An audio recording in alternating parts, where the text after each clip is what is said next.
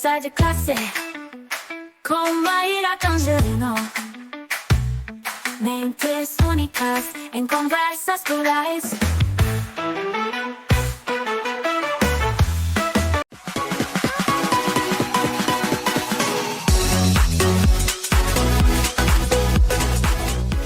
Olá, pessoal! Boas-vindas a mais um Conversa de Classe.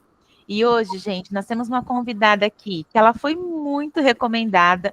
É uma convidada, assim, que foi maravilhoso trocar com ela já antes da entrevista. A gente começou o bate-papo antes para poder fazer essa entrevista. E ela vai ajudar a gente a entender como que a orientação educacional pode transformar a forma como nós lidamos com as dificuldades de aprendizagem. Eu estou falando da pedagoga, psicopedagoga e especialista em educação especial, Alessandra Campanini. Ela tem uma trajetória maravilhosa aí de 15 anos na educação, atua na linha de frente aí apoiando os estudantes e educadores para superar barreiras no ensino e aprendizagem. E eu já combinei aqui nos bastidores que a gente vai começando da primeira pergunta, né? Então, Ale, você tem uma formação ampla e bastante profunda. Você transitou aí entre a pedagogia, a psicopedagogia e a psicologia.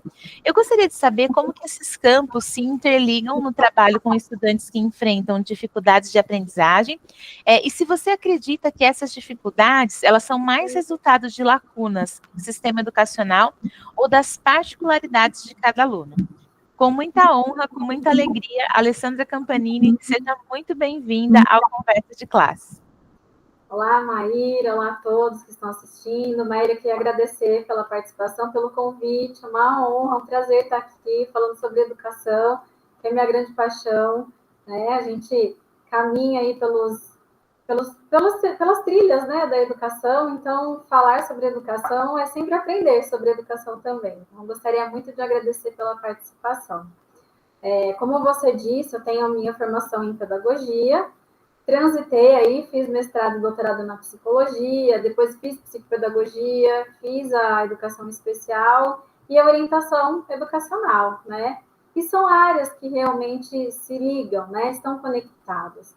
Então, dentro da orientação educacional, a gente consegue observar uma ampla gama de características dos alunos, né? Então, desde que eu trabalho com educação, é sempre bom entender e compreender que ela é dinâmica, né? Então, durante os 15 anos aí, fui presenciando as mudanças, né? As adaptações, depois novas mudanças. Então, a educação, ela não é estática, ela é dinâmica. E a gente, como professor, como educador, tem que estar se atualizando, a gente se atualiza e etc, né? Então, a pedagogia, respondendo a sua primeira questão, a educação, na verdade, a gente pode colocá-la assim como a prática, né? A prática de ensinar, a educação formal, os conteúdos dentro da escola, dentro da instituição escolar.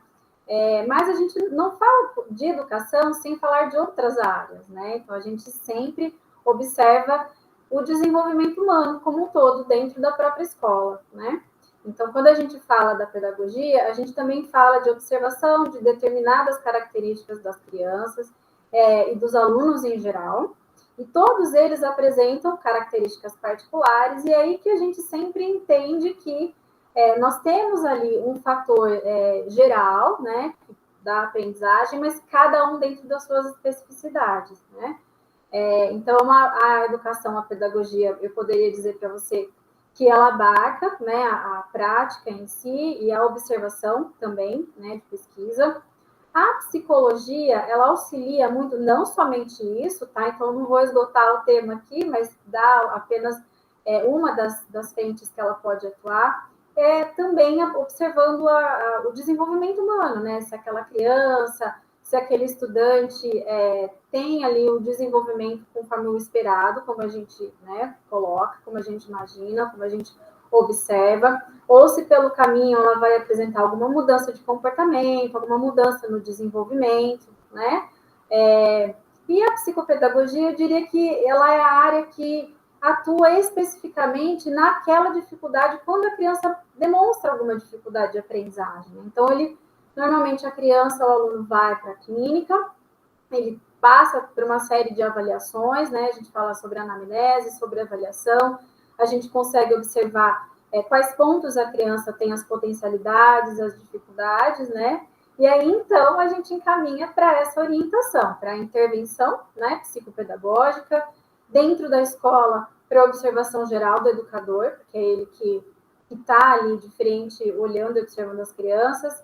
Quando, né, possível, quando necessário, a interdisciplinaridade, porque é como a gente acredita a educação, né, dessas diversas áreas aí, quais áreas podem ajudar. Então, não somente a psicopedagogia, ou a psicologia, ou a educação especial, tampouco só a educação, mas os profissionais da área da saúde também.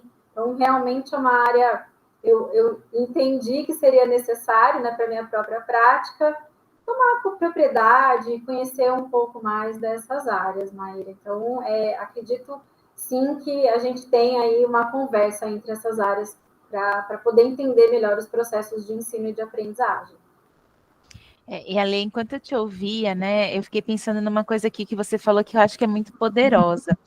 Eu ouvi outro dia de uma pessoa que acompanha o programa que está sendo muito legal entender o bastidor de como funciona esse atendimento mais específico, um a um mesmo, né, mais subjetivo. Porque me parece, né, a gente tem um público aqui grande de docentes que acompanham o programa, mas que ainda existem certos estereótipos, né, certos estigmas, assim, que não entendem muito bem como que esse processo se dá no consultório, né, se dá na orientação. Então, a sua fala, eu acho que ela é muito importante porque ela elucida isso, né, e acho também que é uma fala que não vem de um lugar qualquer. Uma coisa que salta aos olhos, assim, na sua biografia é o tema que você estudou, que é a ansiedade em relação à matemática, que a gente sabe que é um tema que aflige. Eu fui a estudante, ó, que o coração batia mais forte ali quando o negócio era matemática. Eu quero te perguntar o seguinte: quais estratégias práticas você recomenda para educadores e educadoras ajudarem os alunos e alunas a superarem esse medo e conseguirem um engajamento melhor nas aulas de matemática? Certo.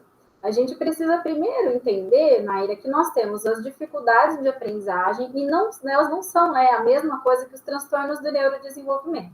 Então, a gente tem aí dificuldades de aprendizagem podem, né, acontecer em função de transtornos do neurodesenvolvimento, mas não necessariamente em razão disso, né? A gente tem diversos fatores que podem gerar essa dificuldade de aprendizagem, né? E aí a gente entende que essa dificuldade pode ser pontual, né? Ela pode ser em função de um problema muito específico em relação à criança, ao estudante. Então, ele pode ter um problema especificamente com uma disciplina só, ou ele pode realmente ter aí uma ansiedade geral, né? Uma criança que já apresenta um comportamento ansioso. Então, dentro da orientação educacional e dentro da ansiedade à matemática, a gente nós temos assim algumas definições, alguns conceitos, né? E quando a gente fala de ansiedade no comportamento humano, a gente precisa observar quais são, né, os fatores que geram essa ansiedade, que trazem essa ansiedade para a pessoa, para o aluno, para a criança, qual que é a intensidade, qual é a frequência, né? Em quanto tempo isso começa a acontecer e quais as consequências que isso vai gerando para a criança, né? Então, nós temos aí, quando é importante observar exatamente isso, quando a gente observa esses três fatores, aí o tempo, a intensidade, a frequência que isso acontece, né? Então, quando a gente fala da ansiedade à matemática, nós temos aí também outra área, ela é extensa, né? Por quê? Porque a gente tem desde fatores pessoais, intrínsecos, como fatores que estão fora do aluno, né? Então, ele pode realmente apresentar um transtorno de neurodesenvolvimento que pode afetar, né? Mas o que a gente costuma ver muito na literatura e vi durante as minhas pesquisas, e vejo até hoje acompanhando os alunos, dentro da orientação educacional e dentro da própria educação especial, da psicopedagogia, a gente acaba vendo muito a questão da própria matemática em si ser usada, né, pelos docentes ou pela própria cultura, pela sociedade, como algo que aterroriza.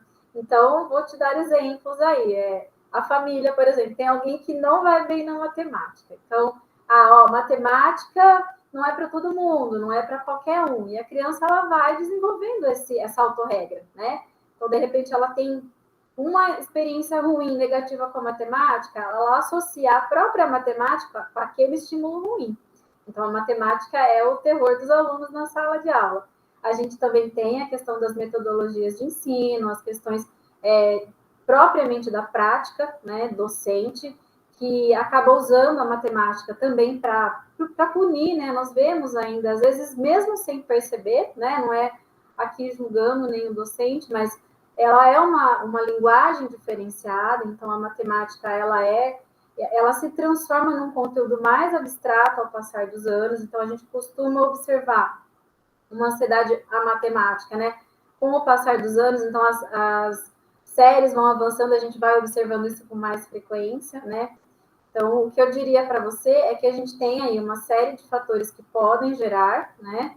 E se isso perpetuar, se a gente não fizer ali a observação, que aí realmente cabe ao professor mesmo, porque essas dificuldades gerais, não só a matemática, mas em relação à dificuldade de aprendizagem, a gente começa a observar mais na idade escolar, né? Então, se de repente a gente não consegue fazer essa intervenção, se de repente a gente não observa, isso pode se perpetuar e gerar um fracasso escolar. Então, por isso a gente sempre, né, coloca não como uma responsabilidade, mas a observação dentro da sala de aula para entender quais são esses comportamentos e depois a gente direcionando para os profissionais que são especializados para atender. Claro, sempre mantendo o vínculo entre, né, essa parceria entre a escola, o aluno, a comunidade e o próprio profissional. Ale, que explicação maravilhosa, né? E acho que inspiração aí para os professores e professoras que realmente têm que lidar com essas questões no dia a dia. Dá para perceber que você tem uma experiência, assim, muito sólida com orientação educacional. Eu queria te fazer duas perguntas, né? Quais são os maiores desafios para criar um diálogo efetivo entre professores, professoras, família e alunos, né? E se existe algum erro comum que as escolas acabam cometendo quando elas vão abordar as dificuldades de aprendizagem? Eu vou colocar as duas perguntas ali de uma forma conjunta, né? As escolas, elas têm os seus sistemas, cada um com as suas especificidades. Nós temos uma base, né, curricular nacional, mas, como eu disse para você, cada aluno tem as suas especificidades, né? Então, se de repente o aluno tem uma dificuldade com aquele método de ensino, se de repente ele tem uma dificuldade com aquela forma de explicação do docente, então são fatores externos que podem interferir no aprendizado dele, né? E nós temos também outras situações que a gente às vezes fala, não, isso não é para ser observado, mas a gente observa também, que é o próprio comportamento de estudar do aluno, né? Então, a gente tem aí algumas questões. As escolas podem trabalhar, né, nesse conjunto com as crianças, com as famílias. Dificuldade nós sempre vamos ter, de trabalho, de docência, né? Como eu disse para você, é um processo dinâmico e nós estamos lidando, né, com relações interpessoais. Então, nós temos ali pessoas diferentes, né? Uma sala heterogênea, a gente tem diversos fatores. Então, é sempre importante que a escola esteja nessa observação. Mas nós entendemos, né, que as dinâmicas de vida, as dinâmicas da própria sociedade colocam obstáculos, né, dentro da carreira docente, dentro da própria gestão. Então, esses obstáculos que fazem parte do dia a dia, eu diria para você que é um dos fatores que pode prejudicar, não prejudicar intencionalmente, mas gerar esses fatores de perda de aprendizagem, de dificuldades, né? Então, eu acredito que a parceria ela é muito importante. Diria para você que, para a gente começar com a questão da orientação educacional, a gente não tem um outro passo que não o primeiro, que é o vínculo, né? É a gente construir o vínculo com o aluno. Se o aluno não entende que você está ali para ajudá-lo e não para julgá-lo, ele nem procura essa profissão, né? Esse profissional, desculpa.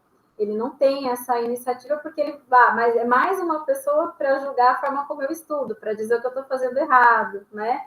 Então, eu costumo dizer, e nos meus trabalhos de orientação educacional, eu costumo sempre entender o aluno, fazer uma conversa com ele, né? Quando dou suporte para as escolas, eu repasso, né, essas estratégias para a escola, entender como que é a dinâmica, o próprio currículo da escola, a própria estrutura física, a estrutura ali geral da própria instituição, como é que é a participação dos pais na vida discente, né?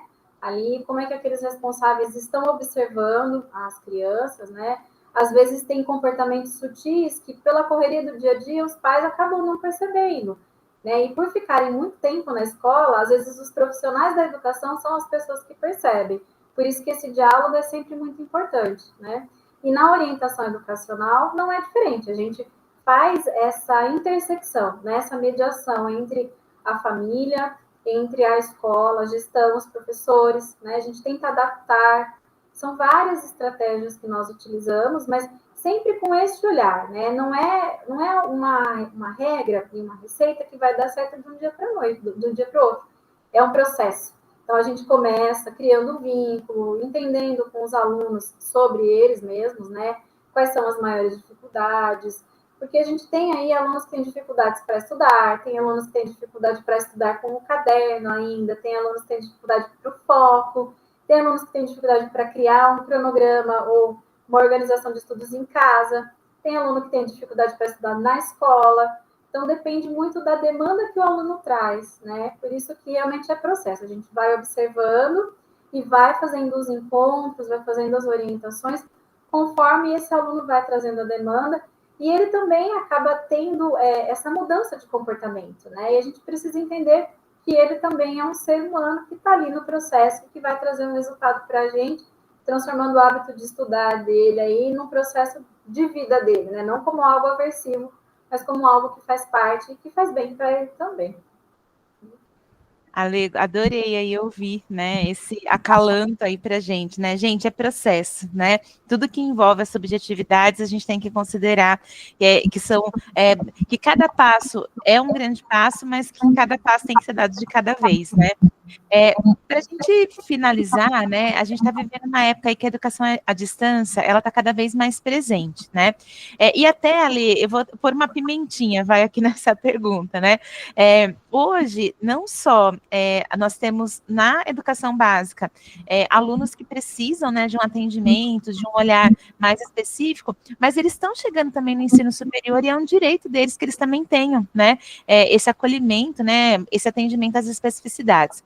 Eu queria saber, no contexto das dificuldades de aprendizagem, quais são as principais adaptações que as plataformas virtuais precisam para garantir a inclusão de todo mundo e de uma forma mais significativa. Certo. Bem observado, Maíra. É um desafio realmente para a gente, né, que é da área. Eu já trabalhei bastante, trabalho ainda com a educação à distância, né? Então, eu diria para você que a acessibilidade é sempre o primeiro fator que a gente precisa observar, né? Como docente, como gestor de curso, como coordenação. Então, como nós estamos falando já do ensino superior, né? E dessa potencialidade, inclusive da própria capilaridade que existe, né, no ensino à distância, porque ele com certeza atingiu mais pessoas, né? Então as pessoas hoje podem fazer o seu curso à distância, mas a gente precisa entender exatamente que nós temos esse público, né? Então nós temos acessibilidade, então, plataformas que atendem pessoas com deficiência visual, plataformas que atendam pessoas com deficiência auditiva, né? Pessoas que também demonstram, não, também têm outras deficiências, né, que a gente compreende dentro dos transtornos de neurodesenvolvimento. Então, essas adaptações, elas precisam acontecer para que esses alunos tenham um acesso e a permanência no curso, né? E aí entra realmente uma questão do próprio vínculo, o professor entender quem é o seu público, né, quem são os seus alunos. Então, acho que essa é o grande desafio, porque a educação ela não para, né? O tempo não para que a gente possa fazer esse trabalho. Então, como eu disse para você, dentro do processo da orientação educacional, a gente também tem o processo dentro, né, dessa adaptação dos cursos e das plataformas virtuais para atender esse público. Mas a gente tem os cursos hoje atendem essa demanda. Nós temos aí, em alguns cursos híbridos também, a importância, né, de atender numa estrutura física também, inclusive para as pessoas que necessitam dessa adaptação, né? E também fazer parte, né, do próprio processo educativo do próprio professor, né? Ele estar atento com formação continuada, porque no final das contas a gente acaba falando que o professor é o mediador e ele é o condutor também, né?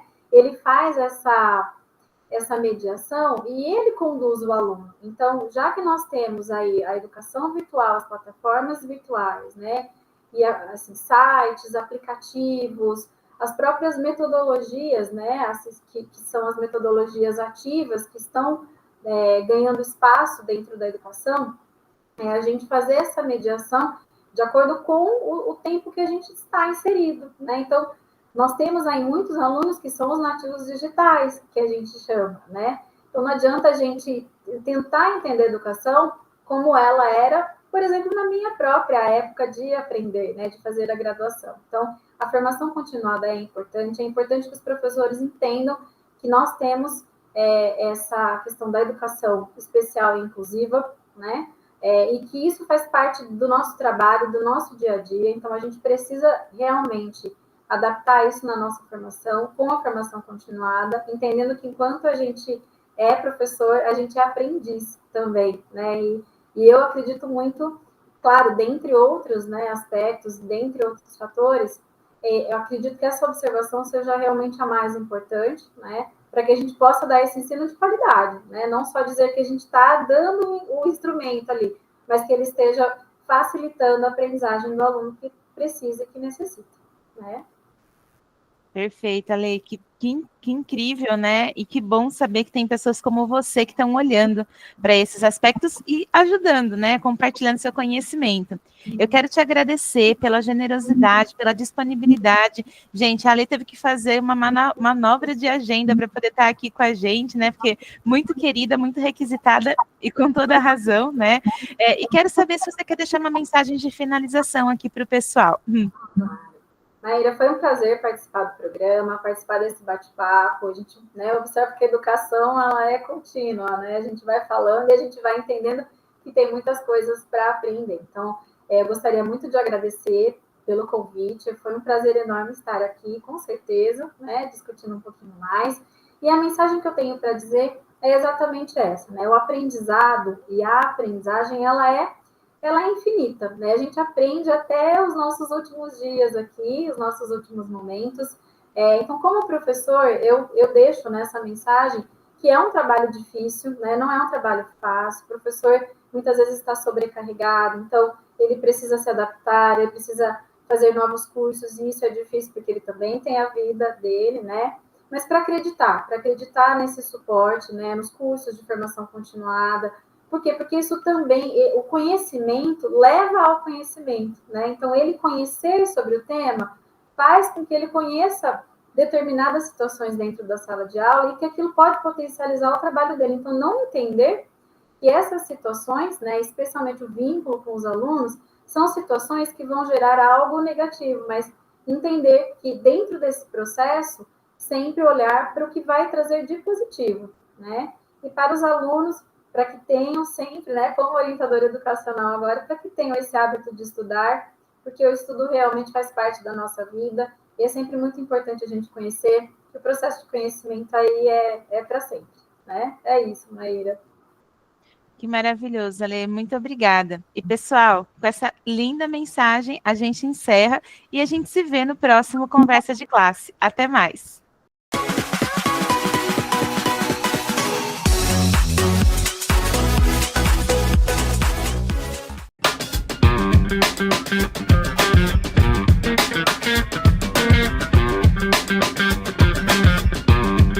Thank you.